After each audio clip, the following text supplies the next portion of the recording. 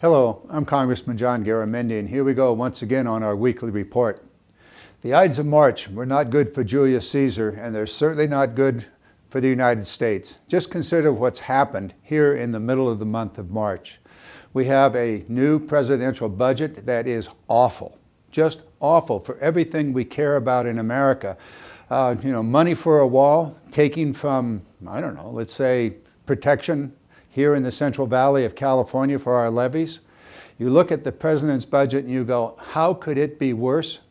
Well, I don't know how it can be worse, but we have a heavy lift in Congress to make it better. And then you add on top of that the Republican health care bill, which is worse health care, lower benefits for more cost. 14 million Americans, according to the Congressional Budget Office, are going to lose their health insurance next year. In 2018. It could not be worse. We've got to work really hard. All across America, the Americans have got to rise up and say, no way, no. We're not going to let it happen. When you consider what's going to happen to those men and women that are in their 40s, 50s, and up to 65 before they can get the protection of Medicare, extraordinarily expensive. If you're 60 years old, you're going to have to pay over $14,000 to get a health care policy. It rips the heart out of the Affordable Care Act, which has provided more than 20 million Americans with insurance. This is the worst public policy you could possibly imagine. And all of that is brought to you by Trump and the Republicans in Congress. Ryan care, Trump care, horrible in every way. You take a look at the clinics across America. They're going to be devastated because of the cuts that will take place to Medicaid in California, Medi-Cal. It is about as bad as you could possibly imagine. Back to the Trump budget. You care about health care? The National Institute of Health is ripped apart. Significant reductions. You take a look at the money for the Army Corps of Engineers that we need to maintain our levees, repair our dams, provide for public safety. 16% reduction. How are we going to protect ourselves?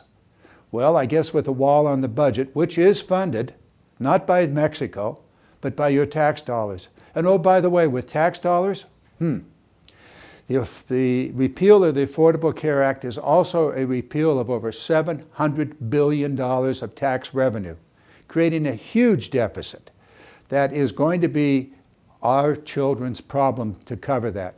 And who gets those tax breaks? The super wealthy.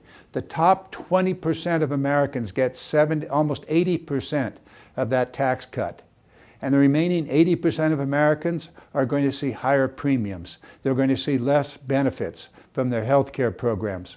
Oh, the 400 richest American families, which does include Donald Trump and his family, will have a $7 million a year tax reduction.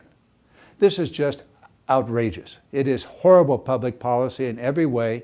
It is reverse Robin Hood. You're taking from the poor, you're taking from the working men and women of America, and you're giving it to the super plutocrats, all Donald Trump's friends, many of whom are now in his cabinet. It is bad public policy. Beyond that, below the radar screen, which we always talk about here, below the radar screen, you're going to see some things going on. You say, what in the world are they thinking? 2 weeks ago, I talked to you about the Social Security Administration that routinely puts on the national database, cannot buy a gun database, the NIC database, men and women that are deemed to be incompetent, but receiving Social Security. The Republicans wiped that out. The president did sign that bill, so now men and women that are on Social Security that are incompetent can buy a gun. Oh, now that's good news. You want to add something more to that? The NRA, National Rifle Association, is really on a roll here. They did the Social Security thing, and this week they did another thing. There are many, many veterans who are committing suicide. More than 20 a day commit suicide. More than 15 of those 20, 2/3, use a gun. And so over the years, the Veterans Administration has added to the national database, cannot buy a gun, veterans that are deemed to be incapable of taking care of themselves.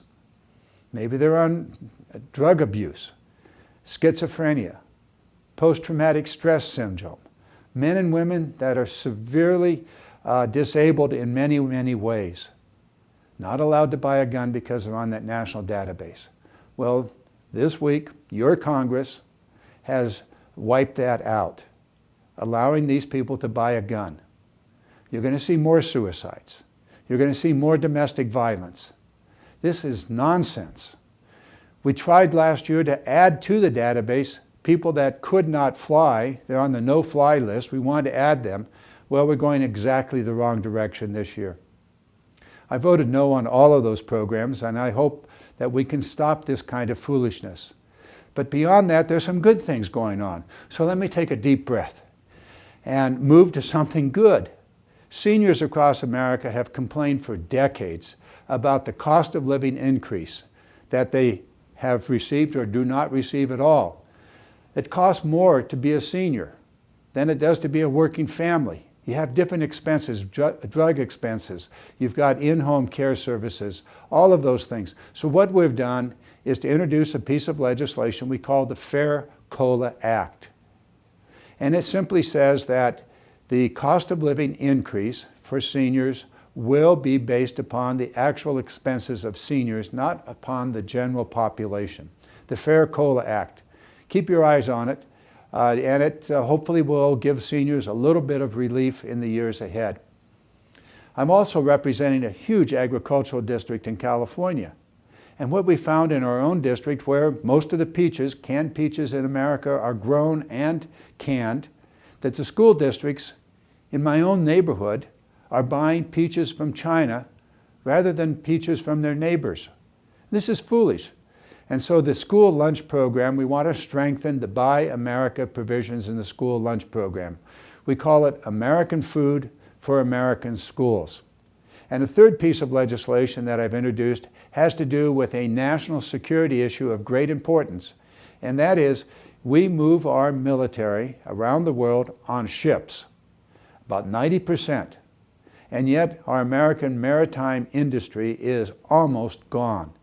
And many of the sailors are approaching retirement, and new sailors are not coming on. And so the mariners are not there.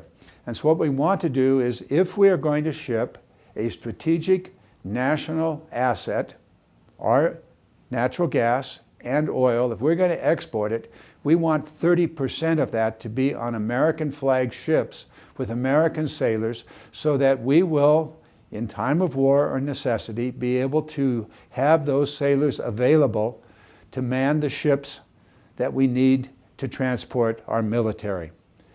Now, I suppose we could ask the Chinese to do it. Probably not a good idea. So we need to depend upon the American maritime industry. These are three bills that I've introduced. I think we've got a good shot at getting them through the Congress, despite all the chaos that's going on here in Washington. Yep, the Ides of March. Not good for Julius Caesar, and not good for the American public. But there's hope.